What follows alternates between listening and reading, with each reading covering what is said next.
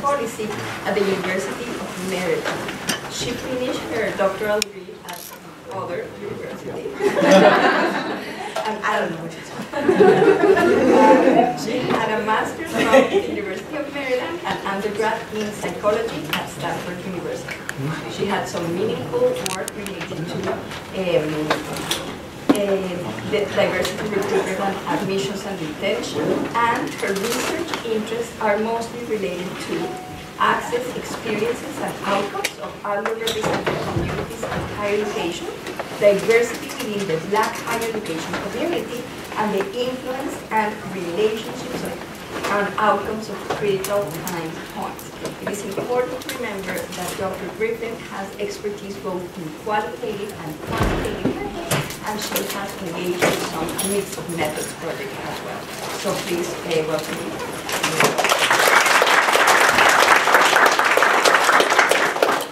Well, good afternoon, everybody.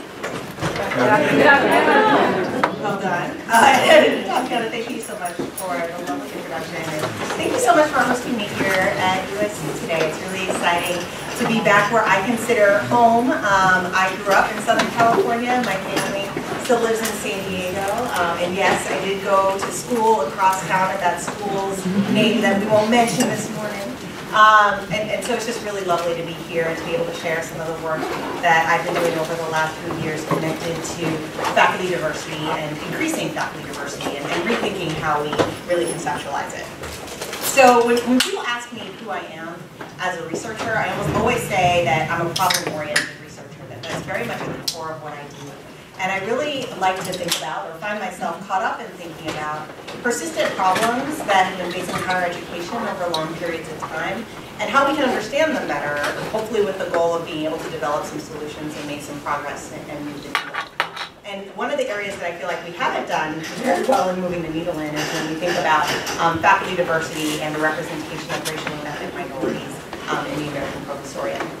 So if we look at data from 1988, we see that the faculty then was predominantly white. It was 90% white with 84% Asian American faculty members, 3% of the faculty were African American, 2.5% were Latino, and under 1% were Native American.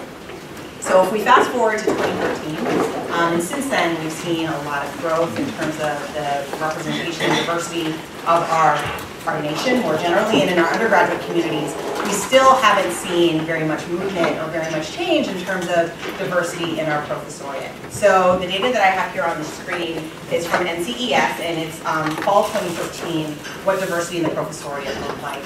And if we look at the top bar here, we see that the first two bars represent white male and white female faculty, that white Americans continue to make up almost 80% of the professoriate, and that while the faculty has gotten a little bit more diverse, most of that growth has been in Asian American faculty members, that 10% of the faculty is now Asian American.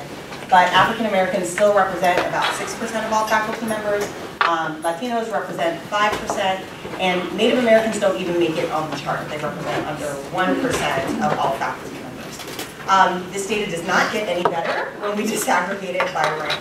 So while we may not always feel this way, more senior faculty members have more power in an institution. They're more prone to setting academic policy. Their positions are more stable. And we see amongst those individuals, amongst full professors and associate professors, that it's even less diverse, that those spaces continue to be dominated by white Americans, and that we have more diversity at lower ranks, but still not representing our diversity as a nation or our undergraduate communities. So the big question is, why haven't we seen increases? Why haven't we made any progress on this? And it's one of the questions that I'm asked most often when I'm asked to comment on faculty diversity related issues. And if we look at the literature and we look at public discourse around these things, there's three common reasons. There's three common excuses, for lack of a better term, that we tend to see folks reference. So the first is that it's a pipeline problem, that we're simply not graduating enough PhDs from underrepresented groups to really see much traction or much growth in terms of the diversity of the professoriate. The second is that it's a hiring problem, that because either they're not sufficiently motivated to do so, or because of implicit bias or stereotyping, faculty search committees aren't really looking for, recruiting, hiring yielding faculties that are more diverse, that they're continuing to recreate themselves in their hiring processes. And the third, less often offered, but I think very important reason is that it's actually a retention problem. That while we can focus on hiring and we can focus on bringing more folks into the academy, we're not retaining the faculty members that we have from underrepresented backgrounds, so we're creating a revolving door. That we're bringing in new folks, but we're also bringing them in to replace individuals who have left either a specific institution or left the academy altogether. So while I think that there's some complexity that's missed in each of these arguments, I'm going to come back to them hopefully by the end of my presentation today if I have time. Today I want to focus my commentary and our discussion and the presentation of my research around the first excuse, the first reason that we often offer about why we don't see increases in faculty diversity is that it's a pipeline problem. So I would shift this just a little bit. I think supply, or this notion that the number of people that we're graduating is part of the problem. That we still have not reached the representation of individuals from underrepresented groups amongst PhD completers that we'd like to see. Again, it doesn't mirror the representation in the undergraduate population, and it doesn't mirror the representation that we see in our wider nation. While we haven't seen complete parity in those areas, I would argue that we have seen improvement, while slow. So the data that I'm presenting here now is from NCES again, and it's looking at progress in terms of degree completion and representation of different populations amongst PhD completers. And we can see, if we look at the progress from 1976 to 2008, we have seen an increasing proportion of all PhD completers from underrepresented groups in the academy. Again, while we haven't fully gotten to where we need to be, there has been some degree of progress. One of my key collaborators, Kenny Gibbs, and I'll be talking about my work with him a little bit more in a moment, recently did a study where they did some simulations looking at these increases, trying to get a better understanding of how much have we actually increased in PhD completion, and have we seen any of that change mirrored in the diversity of assistant professors in particular.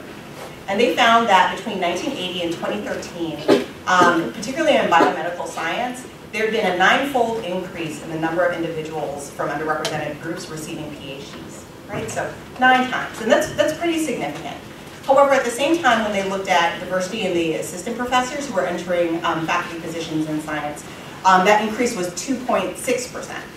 So something seems to be happening. While we're increasing the number of individuals who are producing or who are completing PhDs, we're not necessarily seeing those folks enter the professoriate. And in a write-up in The Atlantic, they kind of talked about this and rethinking that it's not only thinking about increasing the number of completing PhDs, we have to think about whether or not these folks actually want to enter the academy and whether or not they're actually getting hired into academic positions. And the last sentence of this particular quote from The Atlantic really stood out to me and really is the foundation for much of what I'm going to share with you folks today. You can grow the talent pool all you like, but unless you create an environment where underrepresented minorities want to stay in academia, that pool will continue to drain away. So that quote really captured the spirit of the STEM PhD Careers Project that ultimately I have been working on with Kenny Gibbs for, gosh, the last 5 years, if I really think about how long we've been thinking about these things. It was funded by the Borough's Welcome Fund, and we've had wonderful collaborators on this project, including John McCready, who's a faculty member at Johns Hopkins University, and 2 students in particular who are doctoral students with me, Jessica Bennett and Shelby English. And this project really started with our desire to get a better understanding of how individuals make decisions about the careers that they'll pursue.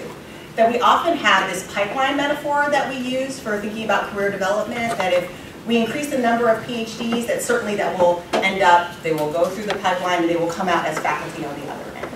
But we really have very little understanding of how individuals make decisions about the career path that they'd like to pursue. That there's lots of different choices that you have to make between entering a PhD program that ultimately would lead to you becoming a faculty member at an institution. So we decided to focus specifically on biomedical science, being that there's a certain uniqueness about scientific training. Postdocs are included in a way that aren't necessarily included in other fields. And also, Kenny is actually trained as an immunologist. And so a lot of this work was inspired by his observations of his own training experiences and my observations of the training experiences, particularly of underrepresented minority scientists when I was working at Stanford University. I spent 3 years working there, working on diversity recruitment and outreach efforts for their PhD programs in biomedical science. So it really led me to think a lot about how we trained folks and whether or not they ultimately wanted to become faculty members. So this project had 3 stages, and I'm going to talk mostly about the data that's come out of the final 2 stages. In the first stage, we were really just trying to figure out what we were doing, that so little had been written about the career development of scientists and how folks actually make decisions about whether or not they wanted to be faculty. We felt like we needed to do a focus group study where we talked to groups of individuals who had completed their PhDs and how they thought about their training, how they thought about their career development, and how and when they really were starting to make choices about what paths they would pursue.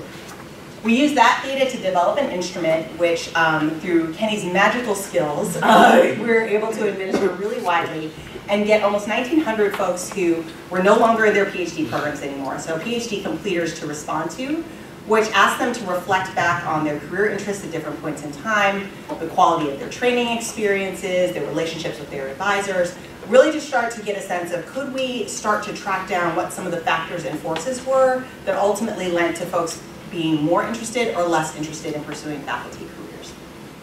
Finally, we took these 1,890 folks and we identified a subgroup that we wanted to conduct interviews with.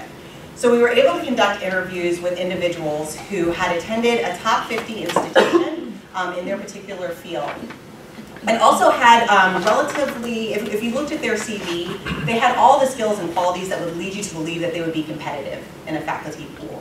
But we also wanted that group to be really, really diverse in terms of racial and ethnic identity, in terms of gender, and in terms of what their career paths actually were, what they decided that they wanted to do, so that we could ask them questions about how they made decisions at different points in time.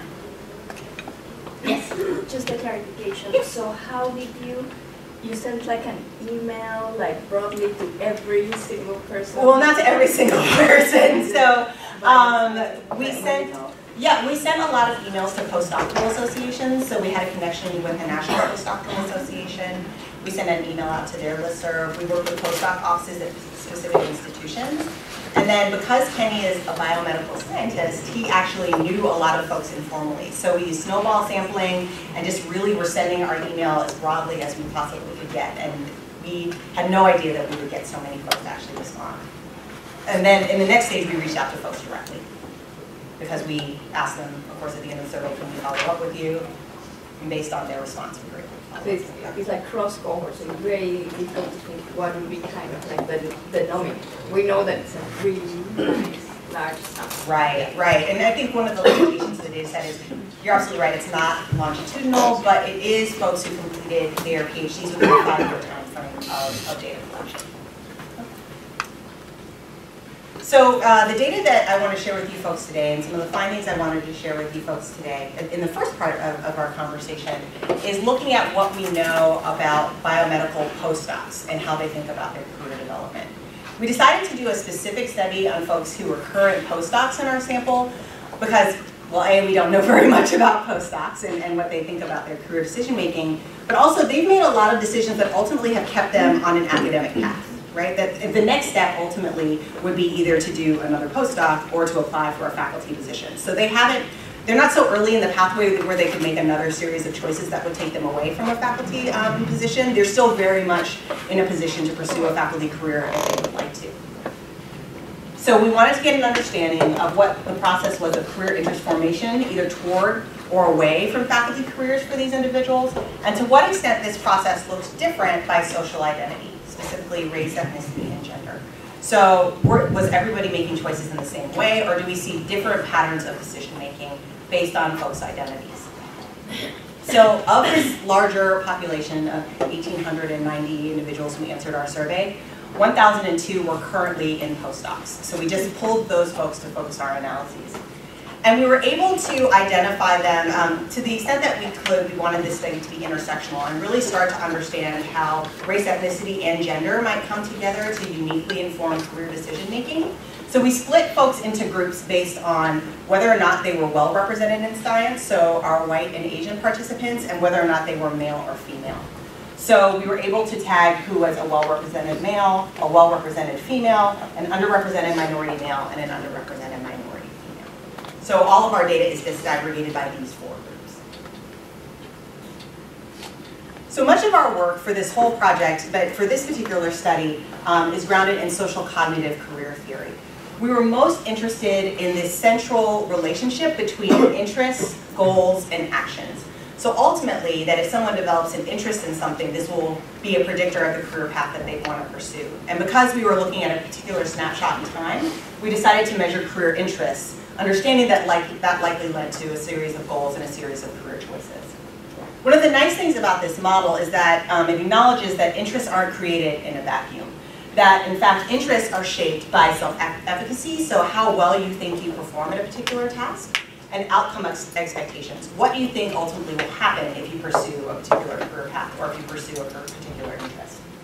And that those are also not shaped in a vacuum. That self-efficacy and outcome expectations are shaped by learning experiences, which can vary based on your personal background characteristics.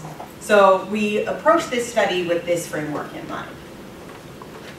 And we wanted to measure career interests, not necessarily just at one point in time, so certainly we wanted to know what their current career interests were, but again, because the work wasn't longitudinal, we wanted to do the best we could to get a proxy for how folks' career interests would change over time.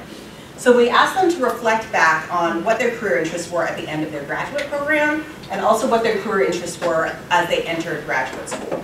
So we have 3 different points in time that we have folks reflecting on and trying to get an understanding of their career interests. We also asked them to rate their interests on a scale of 1 to 5 across 4 different career paths. Right? So that being a faculty member at a research-intensive institution isn't the only career option. It's not the only career opportunity. We definitely wanted to know how folks thought about that. But we also wanted to know what their level of interest was and how it changed in being a faculty member at a teaching-intensive institution, being a faculty or being a researcher in a non-academic space, and also just leaving research altogether and pursuing a non-research career. And we were able to identify individuals who rated each of these career paths as a 4 or a 5 as having high interest. So throughout the rest of the presentation, when I talk about folks having high interest, they're all individuals who indicated that they had interest in any of these career paths that ranked at a 4 or a 5 on a scale of 1 to 5. Make sense? Any questions? Okay, yes? Did you see a range of answers? Like, did people actually say they were not interested in certain things? Yes. And you're getting to that. We absolutely did see that. So this is what we actually saw. So there's a lot of data on this slide, and we're going to drill down in a little bit to be more focused around the particular topic of my talk today. But this is each of the 4 career paths. So we have interest, percentage of individuals who indicated high interest in pursuing a faculty research-intensive career, individuals who indicated high interest in pursuing a faculty career at a teaching-intensive institution, individuals who the percentage of individuals who indicated high interest in being a researcher in a non-academic institution, and then individuals who said, I don't want a research career at all, right? We also disaggregated all of this data by those 4 different groups that we talked about earlier. So well-represented men, well-represented women, underrepresented minority men, and underrepresented minority women. And we have charted here, of course, the trend, right? Like, so how these interests, based on their reflections, changed over time. So what did they think their level, how many people indicated high interest in pursuing a career at a research-intensive institution at PhD entry, at PhD completion, and currently? So a lot of information on this particular slide. For this particular exercise, I would love for folks to take a look at this and kind of see what the general trends are, right? So we're going to drill down a little bit more, particularly around chart A. But generally, we can see that for all of the groups, individuals lost interest over time in pursuing careers as a faculty member at a research-intensive institution. That we had smaller numbers of individuals in each of these groups reporting that, yes, this was the career path that they wanted to pursue. And that's pretty consistent with the literature that we see on the way graduate students and postdocs experience their interest in faculty careers, that they tend to lose interest over time. We see that there actually wasn't a lot of change in folks reporting high levels of interest in being a faculty member at a teaching-intensive institution.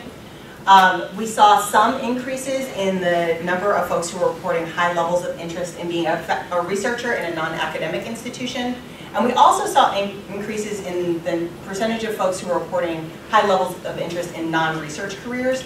while it isn't the focus of my talk today, I think it's particularly interesting and important to note that underrepresented minority women had a really big jump over their graduate training. That underrepresented minority women, 30% more reported high interest in leaving the academy and having a non-research career than as compared to other groups who also had pretty significant jumps, but for underrepresented minority women, this was a pretty significant thing.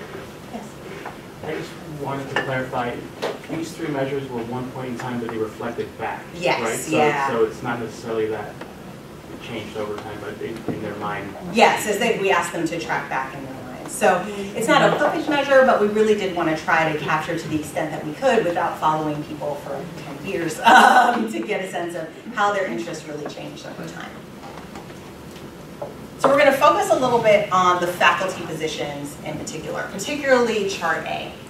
When we look at the disaggregated information, looking at how well-represented men, who are indicated here in blue, underrepresented minority men, and just comparing them in terms of the percentage of individuals who indicated that they had high levels of interest in pursuing faculty careers changed over time. For the men, there actually wasn't a big difference in the percentage reporting that as they were entering graduate school, and in fact, more underrepresented minority men, or a larger proportion of that sample, said that they were interested in pursuing a faculty career at the beginning. Whereas smaller percentages of the population of women across underrepresented minority women and well-represented women reported high levels of interest in pursuing faculty careers. And we see that, for the most part, for women and for underrepresented minority men, the large change happened during graduate school. That there were fewer women, fewer underrepresented minority men saying that they were interested in pursuing a faculty career at a research-intensive institution at the end of graduate school, whereas for well-represented men, the change wasn't as stark. There was fewer, their large change happened between PhD completion and currently during their postdocs, whereas for women, underrepresented minority men, they continued to decline. Underrepresented minority women actually stayed pretty stable in terms of the number of individuals who are indicating high levels of interest in pursuing a faculty career. So these were just descriptives, these were just ANOVAs. And we wanted to go back and try to see, could we understand what factors and forces were lending to some of these differences through multiple logistic regressions. So we were trying to predict what was the likelihood that an individual would indicate high levels of interest. And I'm going to share with you the data on the outcome around faculty members at a research-intensive institution. So we're just going to focus on that today. The covariates that we looked at, interests and intentions at PhD completion, was one of our main predictors. Competence and researchability, which is really that self-efficacy piece that we wanted to get a better understanding of. We included some objective performance measures that we hear some of our colleagues in science talking about as most important in their minds in terms of predicting high levels in pursuing a faculty career, or more likelihood in being successful in pursuing a faculty career. So your time to degree and your first author publication rate. And then also some aspects of postdoctoral training and learning experiences that we thought also might be important. So we ran 4 different models. In the first model, we just ran the identity measures, and we saw what we saw in our descriptives, that underrepresented minority women and well-represented women were less likely to indicate high levels of interest currently in pursuing a research career at a faculty, or a research career at a faculty career at a research-intensive institution. In the second model, we added 2 of the measures that folks often think are really connected to being interested in pursuing a faculty career. We added research self-efficacy, and we added first author publication rate. So while individuals who had more research self-efficacy were also more likely to indicate high levels of interest in a faculty career currently, and individuals who had higher first author publication rates also were more likely to indicate high levels of interest in a research career as a faculty member. It didn't eliminate this difference we see by identity group. Well-represented women and underrepresented minority women were still less likely to report high levels of interest. In the next model, we controlled for identity and high interest in the career pathway at PhD completion. And we saw that that actually was by far the strongest predictor, and you'll see it again as we look at model 4. And that when we controlled for high interest at PhD completion, we saw that the differences by group went away. so that if an underrepresented minority woman and a well-represented man had the same level of interest leaving graduate school and entering their postdoctoral training, during their postdoctoral training they're equally likely to report high or low levels of interest in pursuing a faculty career. That was really the most important thing to understand. And if we think about looking back at the trends that we saw when we were just looking at the descriptive data, we saw that women and underrepresented minority men lost most of their interest, that there was the biggest declines in terms of the percentage of people who were reporting high levels of interest in these careers during graduate school. And in our final model, we controlled for learning experiences as well, and we saw some interesting things there, but again, really the strongest predictor was having high levels of interest as you're leaving graduate school and pursuing faculty careers. So as we were leaving this study, we had some lingering questions, some insights, some things that we wanted to think about more. First, we noticed that there were similar trends overall, right? We saw declines in interest in being a faculty member at a research-intensive institution. We saw pretty consistent increases in careers that we're actually not calling alternative careers anymore. They're just careers outside of the academy. They're more likely for folks to be pursuing than they have been in the past. But we did see that there were different patterns of change. That for women and underrepresented minority men, there were fewer individuals with high levels of interest at the end of graduate school, and for well-represented men, that decline really seemed to happen during postdoctoral training. Which really points to the interest in understanding career development in graduate education, particularly for underrepresented populations, and likely before that. Like if you folks remember back to one of the original charts, women entered their graduate programs with lower levels of interest to begin with, right? So it really brings to question, like, when do we need to start thinking about career development and when folks start to develop their aspirations about what careers they want to pursue. But we still haven't really answered the question of why these patterns look different. And how can we get a deeper understanding of why these patterns look this way and why these changes happen in this particular way. So we went back to socio-cognitive career theory, and we realized that in doing our quantitative work, we hadn't really thought as much about contextual influences, that we really hadn't included that in our models in meaningful ways. So when we read more about SCCT, we saw that they talked about contextual influences as largely being more connected to how people think about the job market and whether positions are available. Do they feel like they have access to networks? Do they feel like they have access to mentors? But we really wanted to start thinking about issues around climate. Climate not only on their campuses, but in their disciplines, even in science, and whether or not climate ultimately was having an influence on this process. That we knew that climate seemed to be an issue, particularly when we look at research on underrepresented minority students in science and graduate programs in terms of the quality of their experience, perhaps in their retention in their programs, but very few folks had connected climate to larger issues around career development and career decision making. Right. Yes, yeah. Really quickly to back up one sec, how did you measure research self-efficacy?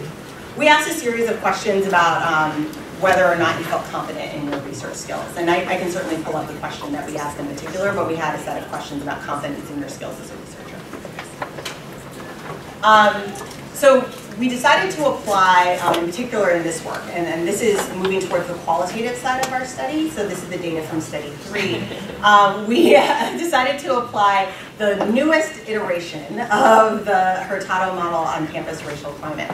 So this may look more complicated than previous versions that folks have seen, and by campus climate, and in this case we're actually talking more about disciplinary climate and climate in science, but we use the campus racial climate framework, which really captures attitudes, behaviors, beliefs around race and ethnicity and diversity in a community. So basically there are external forces that have an influence on those things, and those are noted here at the top of this multi-layered box. That the socio-historical context that you live and work in, the policy context that you're living and working in, is ultimately going to have an influence on the climate that you experience in your discipline, in your program, or within science more generally. But then there's a climate that you have more control over, that's more internal and within the confines of your institution, or your discipline, or within science. That there's a level of there's a level of climate that's compositional. So specifically the number of people, the amount of representation that you you have from different populations. There's a psychological level of climate, so what does it feel like? Does it feel hostile? Does it feel welcoming? Do folks feel like it's a racist environment or not? There's a behavioral dimension, which captures the quality and the ways in which folks engage each other. We didn't attend as much to the historical dimension, which is the historical legacy of inclusion or exclusion in an environment, but we did start to think about this organizational structural component, which is whether or not structures are set up in a way to be inclusive, what are the institutional values, what are the organizational values, how are rewards distributed, how is curriculum decided, so how are the structural aspects of any discipline or any institution really leading to equity and inclusion. So this particular model talks about 3 student outcomes, that the model really tries to center the ways that climate ultimately has an influence on students and their learning and their development. It talks about climate being related to habits of mind and lifelong learning, the competencies necessary to navigate in a multicultural world, and retention and achievement. And we, in turn, we're kind of looking at retention and achievement in terms of retention on the academic pathway. Like, how do we think about retaining folks and keeping their level of interest in pursuing faculty careers and in relation to the climate that they may experience in their labs, in their disciplines, and in science more generally. So this is a paper that we have in press that we've been continuing to work on and think about, where we look particularly at how this might function for Black scientists in particular. And we asked 2 key questions. First, how do Black scientists describe and navigate racial climate, which is consistent more generally with what we may know about some of their experiences in science. But then we also wanted to take that analysis another level deeper and look at how climate-related experiences ultimately shape Black scientists' career development and their commitment to pursuing faculty careers. So there were 21 Black PhDs in that 69-person sample that we conducted interviews with. We looked at both their survey responses. So again, these are individuals that we drew from that larger survey data set. So we had their survey responses and then conducted semi-structured interviews with these folks. And they were as short as 60 minutes, but most of them went closer to 2 hours. Folks had a lot to say, and we were asking them a lot of questions from the very beginning of how did you get interested in science, how did you choose your graduate program, through their relationships with PIs and experiences in postdoctoral training. So really, really rich interviews that we've been coding using team-based methods over the last, believe it or not, couple of years. It's taken us a really long time to make sense of what these narratives have to say. So when we took a step back and looked at these 21 individuals, again, we had their survey responses, so we could see what their patterns of interest were. And we looked at how they talked about what was their interest in pursuing a faculty career as they were entering graduate school, and what did they rate their interest in pursuing a faculty career as at the end of graduate school. We had 5 people in this sample who maintained relatively high levels of interest in pursuing faculty careers. We had 3 people who maintained relatively low levels of interest in faculty careers. Never wanted to do it, didn't want to do it at the beginning, didn't want to do it at the end. We had 13 individuals who entered graduate school with either high or interest in faculty careers, and that interest declined over their time while they were in their graduate programs.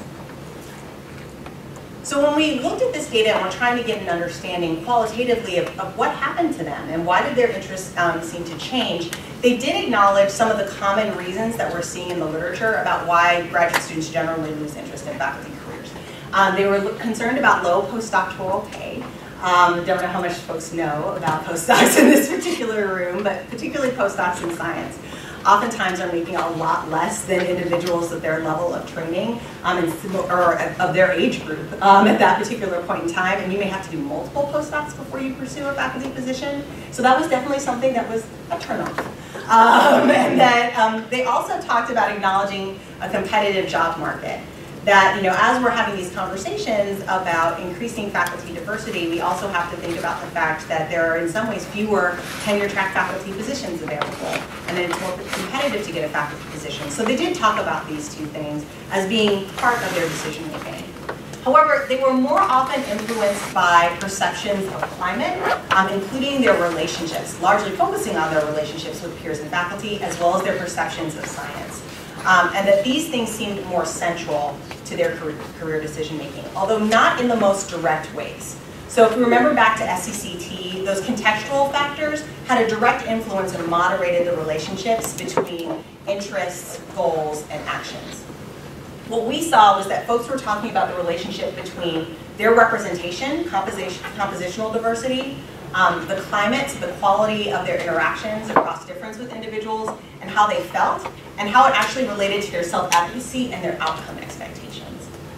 And then they also talked about the norms and the values of science, and that these things weren't actually as neutral or as based on merit as we may think that they are, and that ultimately had an influence on their outcome expectations, what they thought would happen to them if they became research faculty members at institutions as well. So that these factors ultimately seem to have a larger influence on career decision making.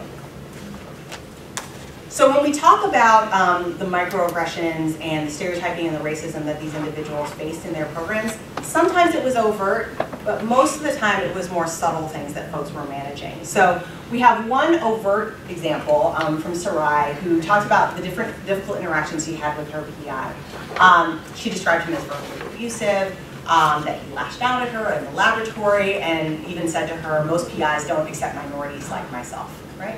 So there were some people who were talking about more overt things. There were individuals who talked about being kicked out of their labs or having to switch labs. But more often, it was more subtle, and it was more a feeling of discomfort that was somewhat connected to being the only one. So Denise and others talked about comparing the way that they were treated to the ways that some of their colleagues were treated.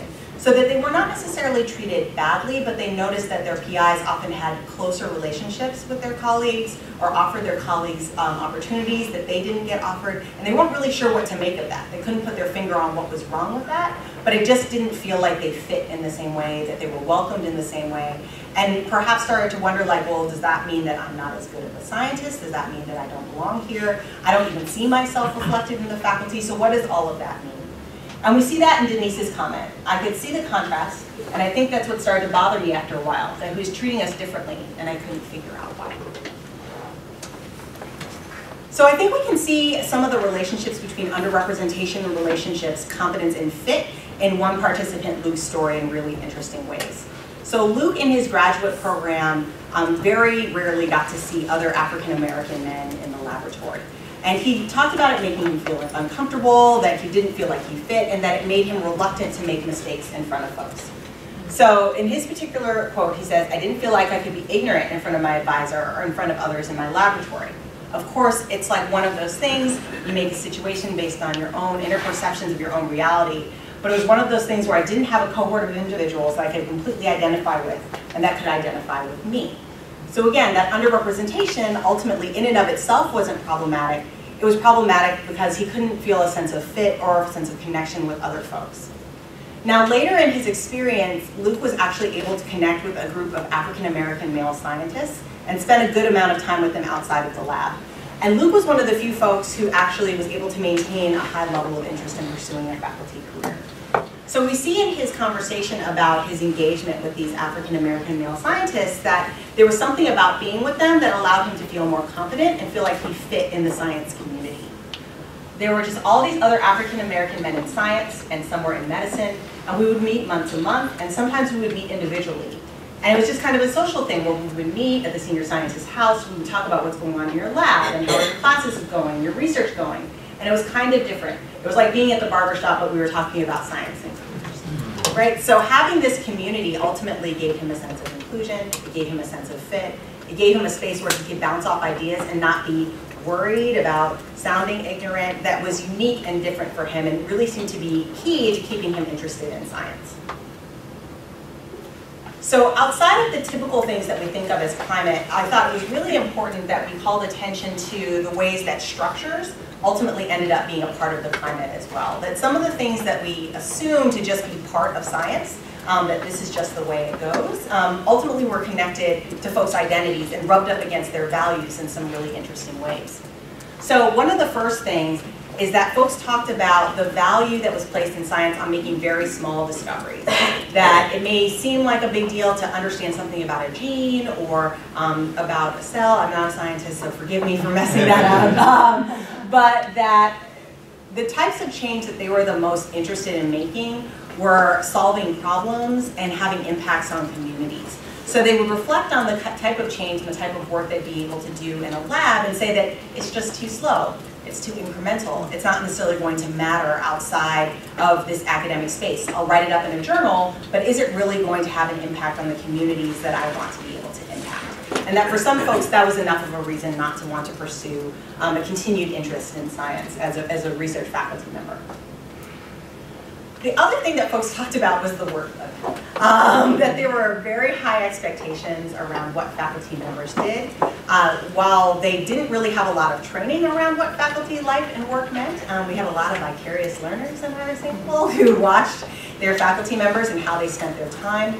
And that was just not the life that they wanted to lead. That wasn't the life that they valued. So we have Ryan saying that the pressure on an assistant professor to be super productive while still maintaining this whole thing about teaching and service to the department. It seems like they want you to apply 300% of your time when you only have 100%. Right? So this was for him one of the foundational reasons why he decided that he didn't want to be a faculty member anymore.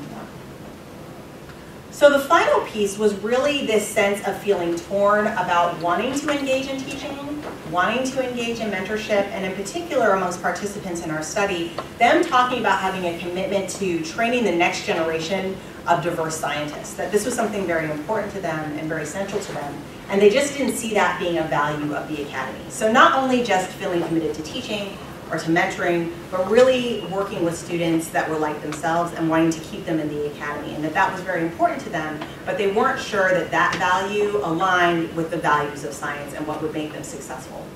So we see Joan saying, and really feeling torn and not sure what she wanted to do in terms of her career, because she wanted to mentor and work with students. I want to teach. I like teaching. I like being in front of a group of students and talking to them about research, but I don't love research. But I really like doing the research. Not even like, I really love it, and just having an impact on people. She was really wrestling with what does it mean to be a faculty member, and could she have an impact in the ways that she wanted if she pursued this career path? Yes? Did you find gender differences in any of these qualitative findings? Because I'm thinking like that one might lend itself more to a female set of values. Yeah, so interestingly, we had men talking more about this piece, time, and feeling like that they wanted to have more time for themselves, and some of the financial components too. We did have some men and some women talking about community commitments, but some of the most powerful quotes, you're right, around this piece were women talking about teaching.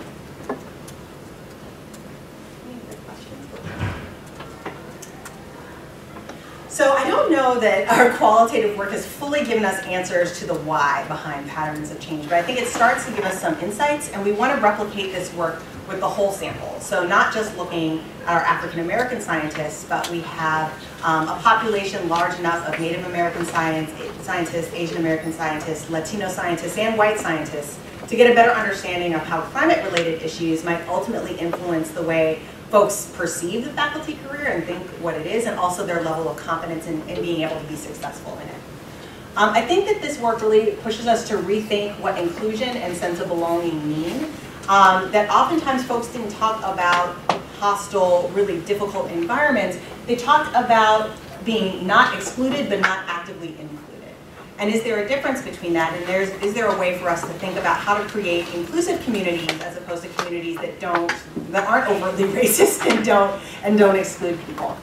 And I think it's really important to think about how climate frameworks can really help us unpack the values of science and talk about them as being not value neutral, that we often think about, or science is framed as this meritocratic space where identity doesn't necessarily matter in the same ways, but identity does matter, and identity seems very connected to how folks identify what their values are, and that it can be problematic to want to stay in a field that doesn't seem to support and reify your values. So in terms of next steps and future horizons, I really see this work as fitting into a larger picture around some of the issues that I'm most interested in, that I'm really generally interested in issues around faculty diversity, and thinking about pathways into the professoriate is really one piece of that larger picture. Faculty diversity issues have recently become more of a policy issue.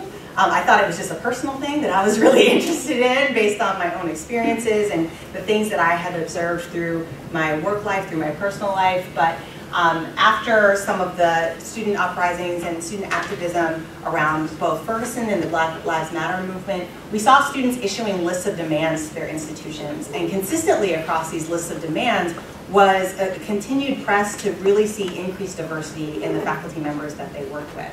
And then we saw institutions like Yale develop these really comprehensive plans and invest millions and millions of dollars into thinking about how are we going to increase faculty diversity on our campuses. In the 2016 survey of college and university chief academic officers, how many folks saw this report?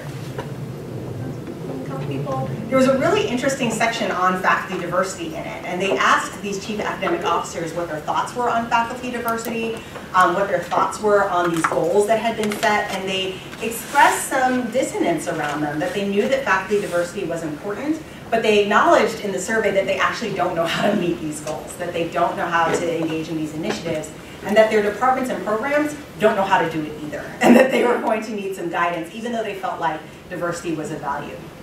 So in the landscape of all of these different things, I've been working with APLU on an Includes grant to start thinking about how can we move the needle in meaningful ways across institutions, not just at individual institutions, and start thinking about increasing faculty diversity. So one of the things that we've been thinking about is how we can go back to fixing the problem and how we really engage these three different conversations. As I mentioned at the beginning of my presentation, I don't think that they're wrong. I think that they're incomplete, and oftentimes they're talked about in isolation of each other. I think it's all these things. I think that we have an issue with the number of individuals and developing a long-term pool of individuals who not only are completing PhDs, but have an interest in being a faculty member. I think we do have issues with hiring and yield.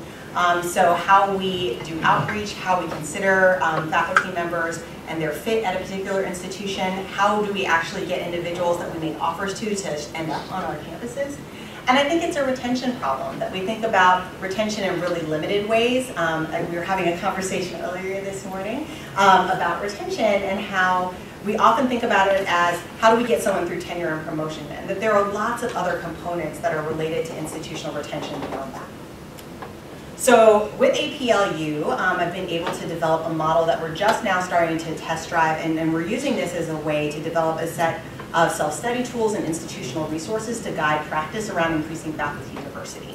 And we've started to separate out conversations about recruitment, so bringing in a new group of faculty members, from transitions to institutions, which is something that we don't think about nearly enough, and how we orient people to institutions and set them up to be successful, and how we actually retain faculty members, separating out initiatives that are focused on skill development from those that are really focused on climate and satisfaction and support and fit from the tenure and advancement process.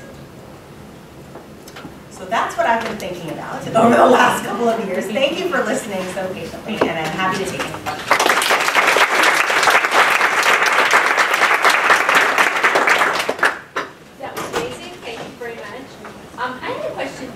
In your qualitative interviews, anything about what I've been reading a lot about lately in that sort of the values conflict with science, and in regards to sort of the stereotype that science is like cold and rational and linear and not community oriented and a solitary endeavor, and that those kinds of things are off-putting to people who, you say, who want to impact their community.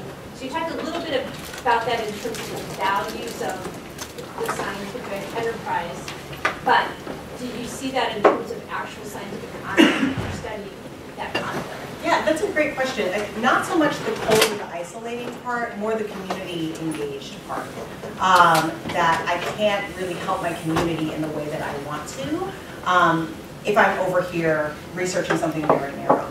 We also saw it in the other way, particularly in our focus group study. There was a woman who was doing AIDS-related research, and she had a really, really challenging hostile climate, like to the point when she was talking to us, like we could see her like self-soothing, kind of rocking back and forth a little bit, like really, really challenging environment. And she said the thing that kept her in was that her research was going to change communities. That like I need to find out the answers to my questions because I ultimately am going to be able to change communities.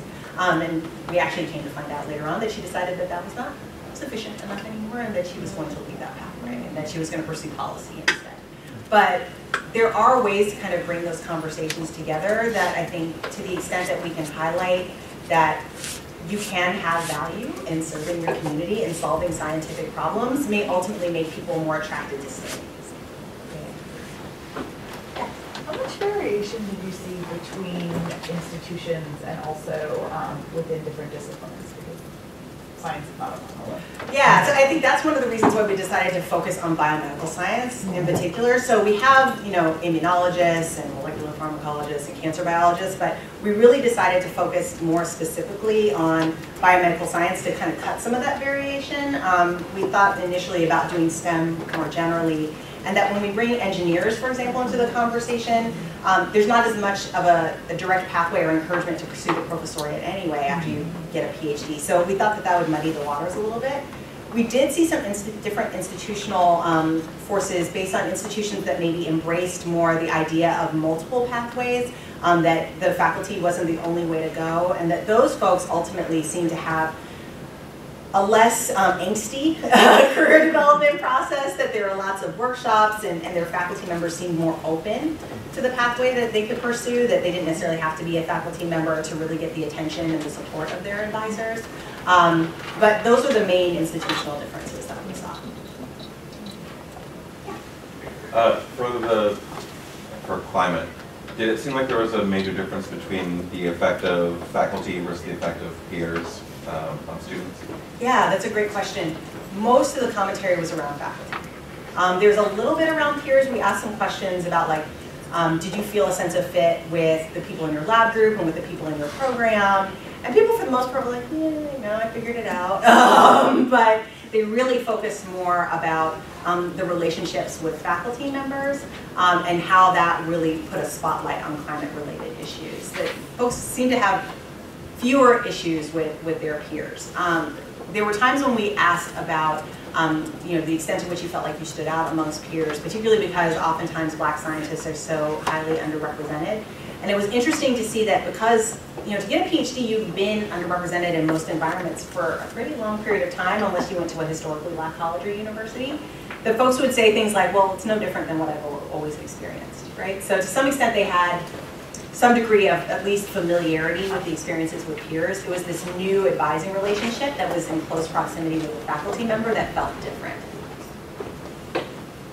Oh, yeah, in the back, and then we'll I know that the survey was reflective, but when you went into the in-depth interviews after, was it also only reflective asking about experiences? Did you also ask about, maybe things that they would have liked to have been different? So, not just what didn't work, but what would have been a better experience? Yeah, we asked a lot of what happened types of questions, and we tried to leave it as open as possible to let them tell their own story. So I think our first question when we move into the graduate education section is kind of what stands out to you about your graduate education? Tell me about your relationships with faculty. Tell me about your relationships with your advisor.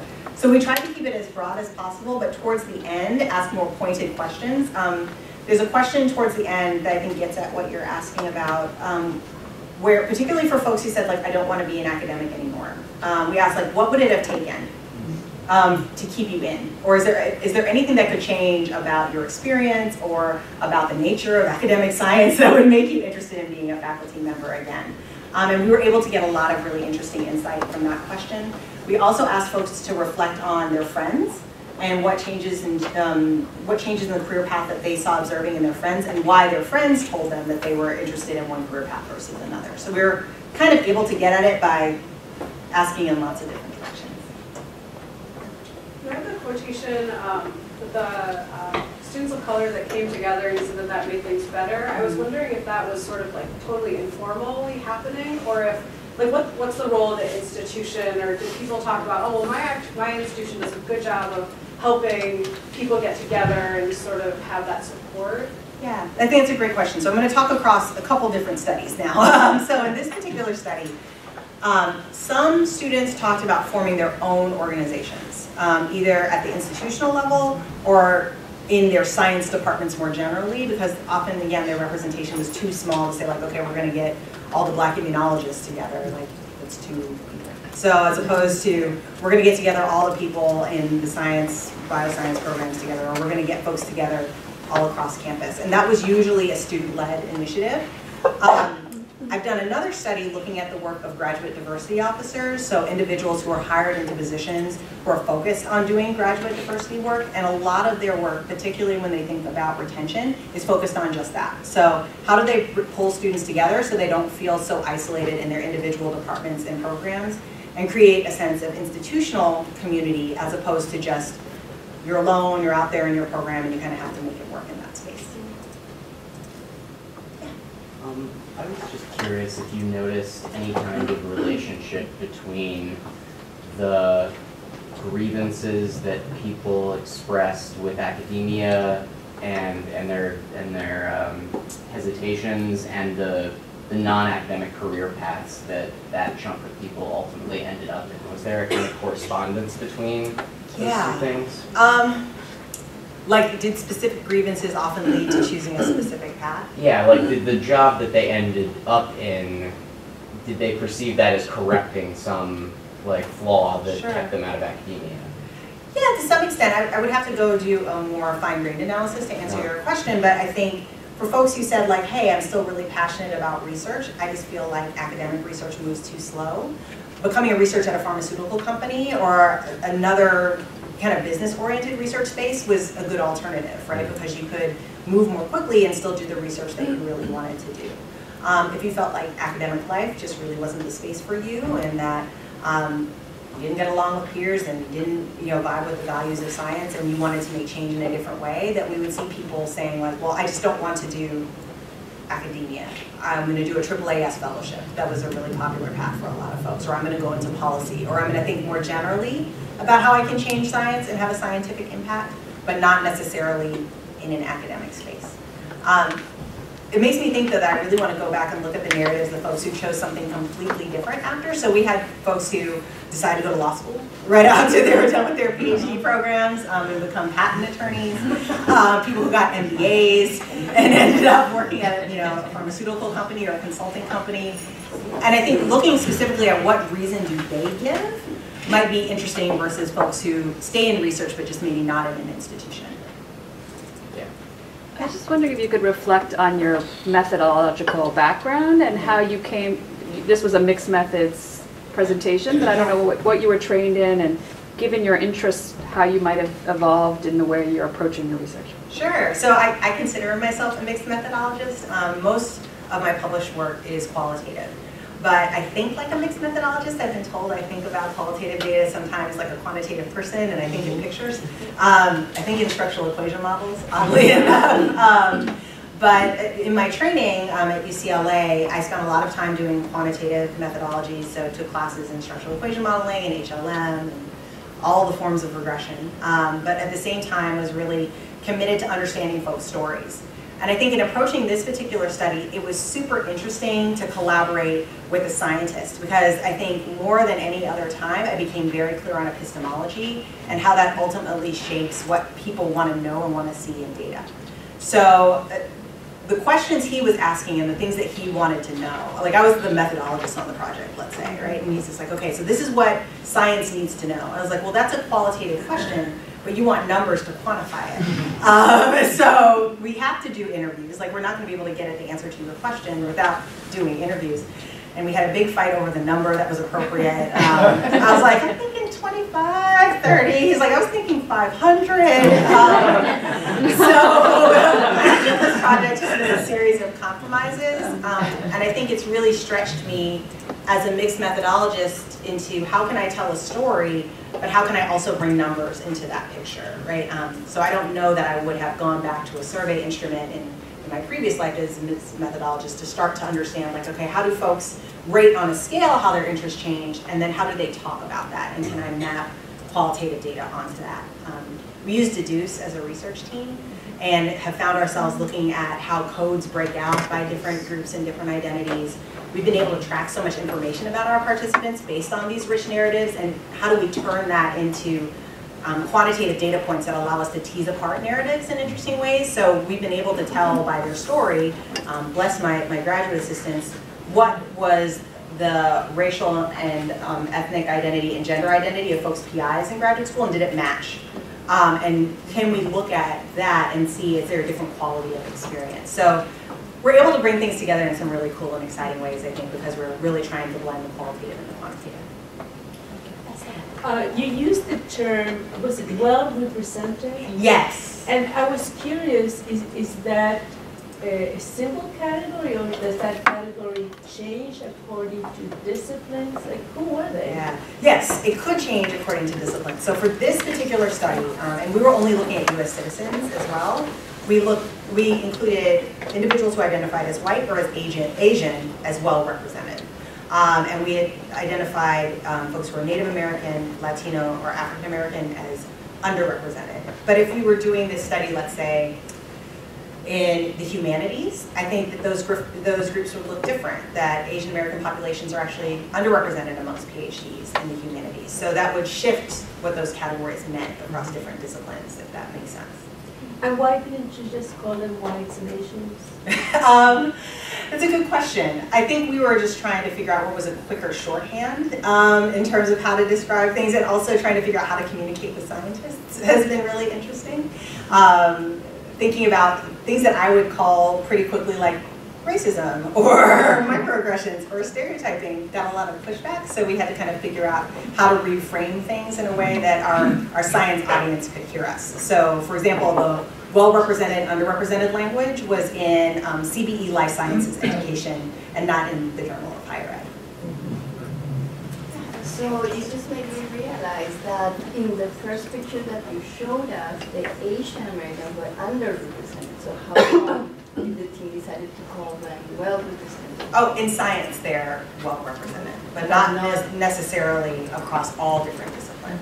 Okay, so in that specific discipline, they are. Okay, that's important. The responses you got about the value mismatch touch on what you just mentioned, the ability to talk to scientists and not being able to use words like racism when you talk to scientists? Did that come up? No, it didn't come up as directly. And we often found that folks were really reluctant, like they themselves were reluctant to name something as racism or sexism. So we ask a whole bunch of questions, and then ultimately we come to this question that we spent a lot of time thinking about how we were going to word it. And we always ask it the exact same way. And we say, so everybody has a background. How do you feel like your background has had an influence on your training? And we would leave it very broad and open-ended. We would name all different types of backgrounds. And oftentimes we would see oftentimes more women saying like, oh, being a woman really hasn't had an influence, but this happened, that happened, I'm a member of Women in Science, and it's a really important community to me. But yeah, I don't really think gender has had an influence, right? So you almost see people talking themselves around in a circle, and we particularly want to do analysis on that question and how people answered it, how they perceive their own identities, and whether or not they're open about acknowledging how identity ultimately has an influence on their training. So it is past 1, and thank you everyone for staying. I know. Thank you so much.